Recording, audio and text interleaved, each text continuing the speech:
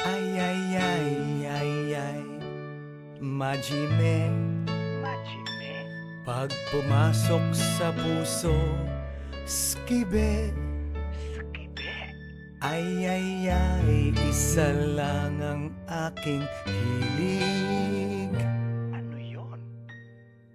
Ang ipasok sa pusong umiibig. Talaga? Again. Here we go now. Again, Andrew E in the place to be. But this time, we're gonna go Tagalog and Nihongo, y'all. Eyo, eto na naman ako, pero ano ba ire? Ako'y biglang napapahapon na ni Kure. Isang kanta na medyo may pagka-makulit. Majime na ang ibig sabihin, ako ay mabait. Mabait kasi lagi akong nakikipagsampay. Naturingang isip bata, pero baka dyan ay pag-utusan mo ko. Umaga to the break of dawn, pupunta ko sa lahat ng kantong may loson. Ipagluluto kita pagkaing walang bitchin, sashimi, shabu-shabu o kahit anong ramen. Mabait ako, totoo. Oh, talaga? Mas mabait pa sa lahat ng nakilala mo. Asa? Ay, ay, ay, ay, Majime.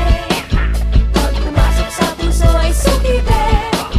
Ay, ay, ay, isa lang ang aking bibig. Ang ipasok sa puso umiibig.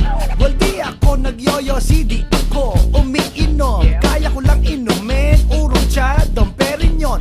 O di ba o ang bait ko, o anong say mo? Mas type ko pang magyakiniko kesa pachinko. Wala kong kaluho-luho, baby, basta ba araw-araw mo kung dadalhin sa Akihabara. Walang kwenta ang motel, gusto ko Tokyo Disneyland. Cause for me, ang pag-ibig ay never one night stand. Pag ako ay nagmahal, walang panori-nori kay ikaw lang ang para sa'kin, paro-paro shinay. So kung gusto mong malaman kung gaano ako kabait, here's a clue. Pinaka-Majime, from Nagoya to Shinjuku. Ay, ay, ay, ay, Majime.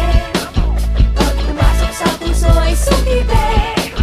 Ay, ay, ay, isa lang ang aking bibig. Ang ipasok sa puso umiibig. Ay, ay, ay, ay, ay, Majime. Pag pumasok sa puso ay sukibe.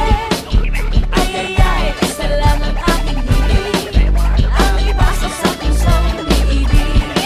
Basta kwentuhan at tawanan, well leave it up to me. Pero sagot mo lahat pag tayo ay nag-asubi. Pagdating sa love, mahaba aking pasensya. Kahit wala kang kuruma, tayo'y magdedensya. Ang ibigay mo lang muna sa akin ay ketay, simpay nay, you know why? Why? Kasi abunay. Cause for me, di basta-basta ang Andrew E. Dapat malapit ka, baby, malapit ka, Hontoni. Understood mo na ba?